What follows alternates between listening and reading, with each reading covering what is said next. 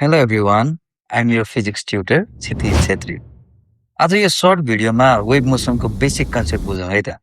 Wave motion भनेको यस्तो motion हो जसको क्रममा एनर्जी एक ठाउँबाट अर्को ठाउँमा ट्रान्सफर हुन्छ, तर मिडियमका पार्टिकल्स भने आफ्नो मेन पोजिसन वरिपरि मात्रै ओसिलेट गर्छन्, एक ठाउँबाट अर्को ठाउँमा ट्राभल गर्दैन। मेनली वेभ मोसन दुई प्रकारका हुन्छन्। यो स्क्रिनमा देखाइएको ट्रान्सभर्स वेभ हो।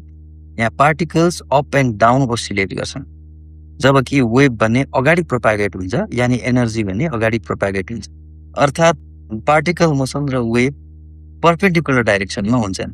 यसको उदाहरणमा रोपमा उत्पन्न हुने waves, water surface waves, light waves तथा अन्य इलेक्ट्रोम्याग्नेटिक वेव्स पर्छन्। अब यो लङ्गिट्युडिनल वेभ, यहाँ particles forward and backward oscillate गर्छन् र एनर्जी पनि त्यही डाइरेक्सनमा प्रोपागेट गर्छ।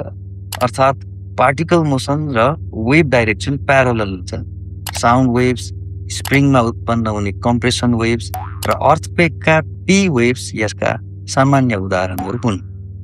त्यसैले याद राख्नुहोस्, ट्रान्सभर्स भन्ने बित्तिकै पर्पेन्डिकुलर, लङ्गिट्युडिनल भन्ने बित्तिकै प्यारलल। यस्तै फुल 3D सिमुलेसन हेर्न डिस्क्रिप्सनमा भएको लिङ्क चेक गर्नुहोस् र यस्तै फिजिक्स एनिमेसन्स र कन्सेप्ट बेस्ड लर्निङका लागि युनिजनलाई फलो गर्नुहोस्।